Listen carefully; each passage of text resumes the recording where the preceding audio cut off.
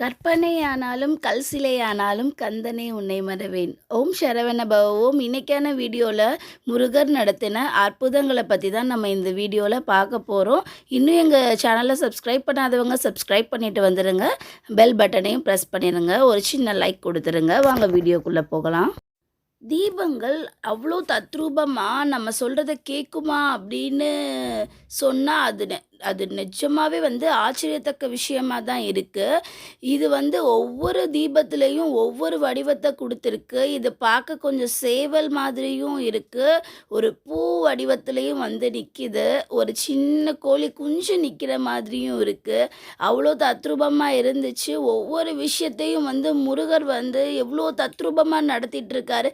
ஏன் இது முருகர் தான் நடத்துகிறாரு அப்படின்னு நான் சொல்கிறேன் அப்படின்னா, விளக்குக்கு பின்னாடி இருக்கிறது முருகர் தான். நான் இது முருகருக்காகவே ஏற்றுற விளக்கு அப்படின்னு கூட சொல்லலாம்.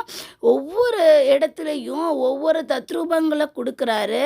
அவ்வளோ தத்ரூபமாக நமக்கு அது அது நமக்கு புரியுதா புரியலையா அப்படிங்கிறது அடுத்த விஷயந்தான். ஆனால் பார்த்தோன்னே வியக்கிற மாதிரி நிறைய விஷயங்களை நடத்திட்டுருக்காரு. ஆனால் நம்ம கேட்டு விளக்கில் எனக்காக நீங்கள் ஏதாச்சும் கொடுப்பீங்களா அப்படின்னு கேட்டால், அந்த விளக்கு அதாவது முருகருக்காக நம்ம பொருத்துகிற விளக்கில் எனக்காக அப்படின்னு கேட்டோம் அப்படின்னா, நமக்காக ஏற்றுறோம் இல்லை மற்றவங்களுக்காக ஏற்றுறோம் அப்படின்னா, அதுக்கான பதிலையும் இந்த திரியில் அவ்வளோ தத்ரூபமாக கொடுத்துட்ருக்க நம்ம முருக கடவுள் கலியுக கடவுளாம் கந்த கடவுள் முருக கடவுள் அவ்வளோ ஆச்சரியங்களை கொடுத்துட்ருக்காங்க. இதில் பார்த்திங்கன்னா ஒரு குழந்தை தத்ரூபமாக தூங்கிட்டு இருக்கிற மாதிரியே இருக்குது. ரொம்ப அதெல்லாம் பார்க்கவே இதெல்லாம் எதுக்காக நடக்குதுங்கிறதே நமக்கு தெரியலை. ஆனால் முருகர் நம்ம கூட இருக்காரு.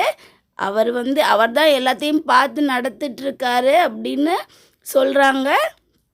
இது நிஜம் அப்படிங்கிறத ஒவ்வொரு விஷயத்துலையும் தத்ரூபமாக எனக்கு காமிச்சிட்ருக்காரு. இதெல்லாம் பார்க்க காண கண் கோடிகள் வேண்டும் அப்படின்னு தான் நம்ம சொல்லணும். இவ்வளோ நாள் விளக்கு அப்படின்னா நம்ம கடவுளுக்கு பொருத்துறது அப்படின்னு தான் நான் நினச்சிக்கிட்டு இருந்தேன்.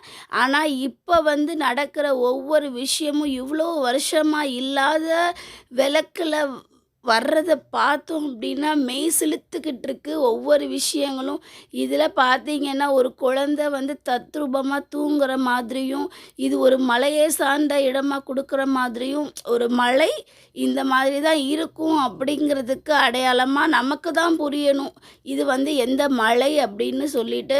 ஆனால் இது மலையை குறிக்கிற இடமாகவும், இந்த மலையை கொடுத்துட்டு அதாவது ஒரு விளக்கில் மலையையும் இன்னொரு விளக்கில் கடவுள் உள்ள இருக்காரு அப்படிங்கிற மாதிரி ரொம்ப தத்ரூபமாக ஒரு பூவில் உள்ள முருகர் உட்கார்ந்துருக்காரு. அந்த மாதிரி தான் இது விஷுவலைஸ் ஆயிருந்துச்சு.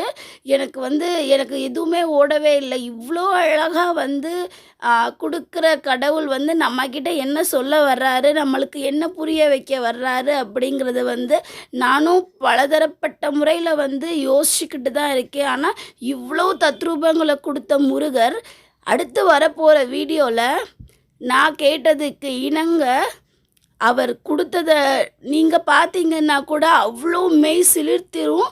ஆனால் அது நான் பார்த்த நொடியில் அது அப்படியே தத்ரூபமாக கீழே விழுந்ததையும் நான் பார்த்தேன். ஸோ நெக்ஸ்ட் வீடியோவில் அதை பற்றி பார்ப்போம். இந்த வீடியோ உங்களுக்கு பிடிச்சிருந்தால் லைக் பண்ணுங்கள், ஷேர் பண்ணுங்கள், சப்ஸ்கிரைப் பண்ணுங்கள், ஒரு லைக் கொடுத்துருங்க.